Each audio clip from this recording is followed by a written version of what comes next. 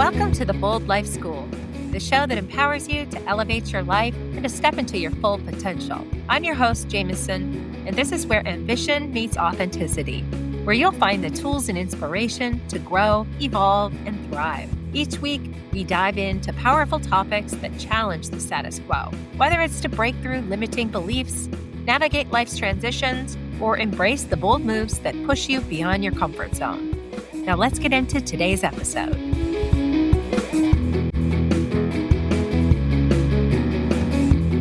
You've done everything right. High performance reviews, consistent delivery. You've led projects, mentored colleagues, hit every benchmark they put in front of you. And somehow, the man next to you, with less tenure, less output, and a fraction of your track record, just got promoted. And your first instinct? To wonder what you did wrong. This is not a gap in your resume. This is not a question of whether you're ready. This is a documented, measurable, institutional bias. And today we're going to name it clearly, look at the research behind it, and then do the thing most conversations about this topic never actually do. Talk about what you actually control, because you do have moves here. And knowing what they are and choosing between them with clear eyes is the work. Let's dive in. Let's start here. When women don't get promoted, the default cultural narrative places the responsibility squarely on us. We weren't assertive enough. We didn't self-promote. We didn't raise our hand at the right moment. We need to find a sponsor, build our executive presence, learn to take up more space. And while some of that advice isn't wrong, it completely sidesteps something very alarming because researchers have studied this extensively. And what they found should change how you understand everything that's happened in your career. Here's the short version. Women are consistently outperforming the men beside them and still getting passed over for promotion. Not because of a skills gap, not because of a confidence gap, because of how potential is being assessed. Researchers at Yale and MIT spent 6 years studying nearly 30,000 employees at the same company. And what they found was this. Women scored higher on performance evaluations, consistently. But when it came to potential, that more subjective, forward-looking score that predicts who gets promoted, women were rated lower. And it turns out potential is the variable that actually drives promotion decisions by a significant margin. So women were doing the work better and still losing the promotion. But here's what makes it worse. When researchers followed up and looked at what happened after those potential scores were assigned, women went on to outperform the prediction. The score said they had less potential. Their actual results said otherwise. And the next time they were evaluated, the potential score was still lower. The data was wrong. The performance proved it was wrong. And it didn't matter. And this isn't one study at one company. Separate research on resume evaluations found the same thing playing out at the individual decision level. When evaluators looked at identical candidates, they weighted past performance for women and potential for men. Same information, different standard. Applied before anyone even walked in the door. The numbers that sit with me, for every 100 men who get promoted into their first management role, 72 women do. And for women of color, it's even starker.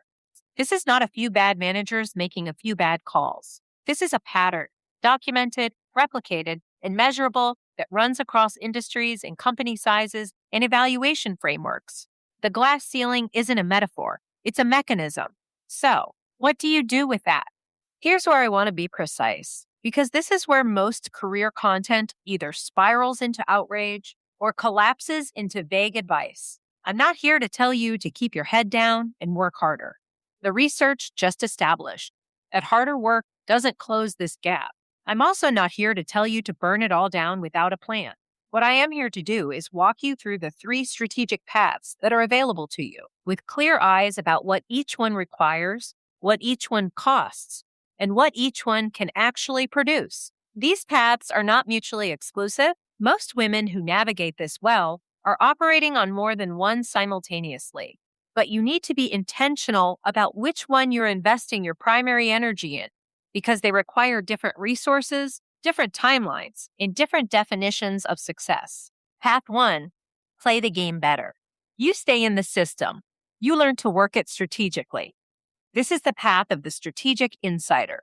You're not naive about the system you're in. You've just decided that the opportunity inside it is worth the work of navigating its bias. And it can absolutely be worth it. But the strategy has to be precise, because the mistake most high-performing women make on this path is doubling down on performance, when performance isn't the variable that moves the needle. Remember the data. Potential ratings drive promotions. Performance ratings are table stakes, necessary, not sufficient. So if you're staying and playing, here is what the actual strategy looks like. Visibility architecture. Build a visibility architecture, not just a work ethic. Performance without visibility is invisible. The work that gets rewarded isn't always the best work. It's the most seen work. You need people in rooms you're not in who are actively advocating for you. That means cultivating sponsors, not just mentors. Here's the distinction. A mentor tells you what to do. A sponsor tells other people what you're capable of. Mentors advise. Sponsors advocate. If everyone in your network is giving you guidance, but no one is putting your name in rooms where decisions are made, pay increases, retention bonuses, promotions, you have mentors. You need sponsors. People who will go to bat for you. Language of potential. Reframe how you narrate your work. Stop presenting what you did. Start articulating what it signals about where you're going. The language of performance is backward-facing. Here's what I delivered. Here's my track record. The language of potential is forward-facing. Here's what I built. Here's the gap I identified. And here's what I'm positioned to lead next. If you're not narrating your trajectory explicitly in the language your organization uses to define future leadership, you're leaving the interpretation of your potential to someone else. Don't do that. Evangelize your work and you. This simply means that you must connect with people whose opinions matter when it comes to interpreting your skill set, impact, and potential. It's easy to fall into the trap of being heads down on your role to perform well on behalf of the org when you care about your mission, promoting visibility and opportunities for your team. Be careful not to put yourself last on the list. When you are choosing to take the harder route to bring long-term ROI, value, and quality to the org, be careful because your complex projects and cost savings may not matter much if you aren't delivering anything and explicitly communicating your value. Know the evaluation system. Understand the 9-box before your manager does. The 9-box is the talent assessment framework used in many organizations. A 3x3 grid that rates employees on both performance and potential using a low, medium, and high scale. The Yale and MIT research was built on 9-box data, and the finding was stark. The potential axis determines promotions far more than the performance axis. Know how your company assesses potential. Know the stated criteria, and then position yourself against those criteria explicitly, not in a performative way, but in a way that removes ambiguity for the people making decisions. If the criteria is readiness to lead at the next level, give them concrete evidence of that. Don't make them infer it. Timing matters. Own the narrative before review cycles, not during them. The conversation in the room happens before the conversation you're in. By the time you're sitting across from your manager in your review, most of the decisions have already been shaped. Your job is to influence the story that's told about you in your absence. All year, not just in Q4. The honest caveat on this path, playing the game better, is a legitimate and intelligent strategic choice. And it requires you to be clear-eyed that you are operating in a system that is not evaluating you neutrally. You can win it. Some women absolutely do. But you should know what you're optimizing for and what the ceiling might be, because that ceiling shifts depending on the organization, the industry, and how embedded the bias is. Eyes open, strategy sharp. If you're on this path or considering it, working together at The Bold Life, we would start with Stage 3 in the Bold Life Career Reinvention Framework. Develop a strategy. Path 2, leave the game and build your own entrepreneurship, independent leadership, or a fundamentally different organizational culture. Some women look at this data and make a different calculation. They decide that their energy, expertise, and ambition are more valuable deployed somewhere that doesn't require them to spend 30 to 40% of their bandwidth managing a system that is structurally working against them. That is also a legitimate and intelligent choice. And I want to be precise about what this path actually means, because it is not quitting, it is not retreating, it is a strategic exit. There is a difference between leaving because you've been defeated and leaving because you've decided your resources belong somewhere better. Those are not the same decision, and they don't lead to the same outcome. This path includes founding your own company, where you define what potential looks like, who gets promoted, and what leadership criteria actually means. Moving to organizations with a demonstrated, measurable track record on equity, not ones with a fluffy but meaningless DEI page. Ones with data.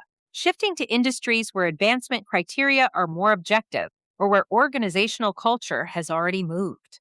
Building a portfolio career, fractional executive practice, or advisory model where your results are compensated directly without a potential rating in the way. If you're on this path or considering it, this is exactly the work of Stage 2 in the Bold Life Career Reinvention Framework.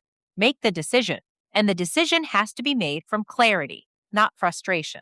Leaving in reactive mode is not a strategy. Leaving with a clear understanding of what you're leaving, what you're building, and what the next chapter requires, that is. The question to sit with: are you leaving because you've decided this environment has a ceiling you didn't build and can't move? Or are you leaving because you're exhausted and hoping a new environment fixes it? Those require different answers. Path 3. Change the game itself. Systemic influence through leadership, policy, advocacy, and the power of visibility. Paths 1 and 2 are individual strategies. You're navigating the system for yourself. Path 3 operates at a different level of leverage. This is the work of changing the conditions so that the women behind you are navigating a different system than the one you're in. This path looks different depending on where you are and what resources you have, but it is available to more women than realize it. It looks like using your position, whatever it is, to sponsor other women explicitly, with your capital and your reputation on the line, influencing how potential is defined and measured in your organization if you have any seat at that table. The criteria for potential is often vague and culturally coded. Making it explicit and measurable is one of the highest leverage interventions available.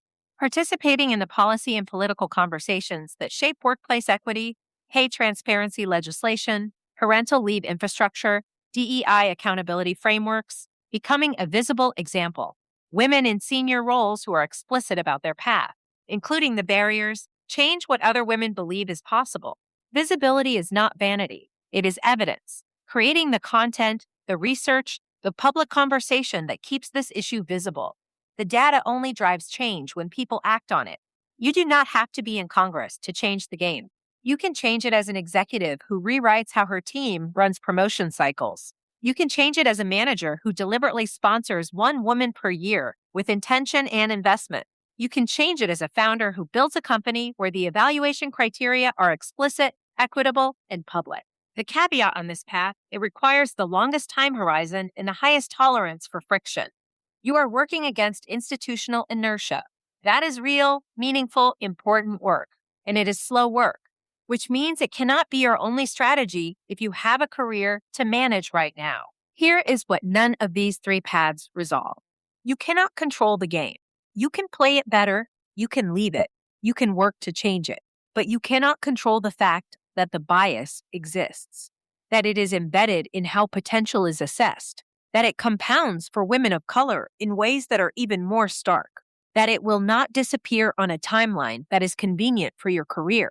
That is a hard truth, and it deserves to be named without softening it. I'm not going to tell you that believing in yourself will close the promotion gap. I'm not going to tell you that if you work hard enough, the system will eventually see you. That is not what the research shows, and you deserve honesty more than you need comfort. What you can control, whether you stay in a system that consistently undervalues you and on what terms, how you narrate your work and your trajectory, who is in your corner and advocating for you when you're not in the room, the strategic choice you make about where your energy and ambition belong, whether you use your position, whatever it is, to make the path slightly less obstructed for the woman behind you. The goal is not to stop being angry about this. The goal is to make sure the anger is useful, that it sharpens your strategy rather than consuming it. Outrage without a plan is just expensive. Outrage that clarifies your next move, that's something you can work with. You cannot fix the game, but you can be strategic about which game you're playing, how long you're willing to play it, and what you're building while you do. That is what career reinvention actually looks like. not waiting for the system to evolve on its own timeline, deciding with clear eyes what your next move is going to be. Here's the question I want you to sit with this week. Which path are you on right now? And is it the path you chose or the path you defaulted to? There is a significant difference between a deliberate, strategic choice and the path of least resistance. Both can look identical from the outside. Only you know which one you're actually on. If this episode landed and you're realizing the environment you're in has a ceiling you didn't build and cannot move, that is important data. And data is the beginning of a decision, not the end of one.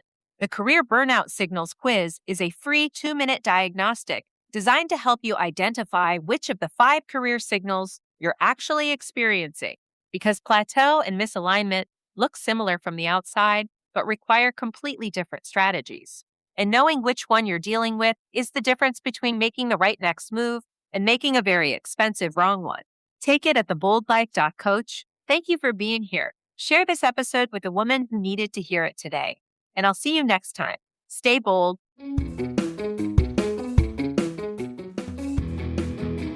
If you enjoyed today's episode, head over to theboldlife.coach for more resources, join our community, and start living your boldest life today.